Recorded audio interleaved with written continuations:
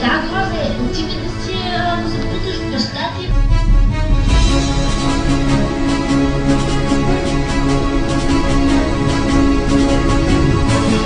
Кажа този път младеж позира с портрета на Софроний Врачански, използвайки го за цитат.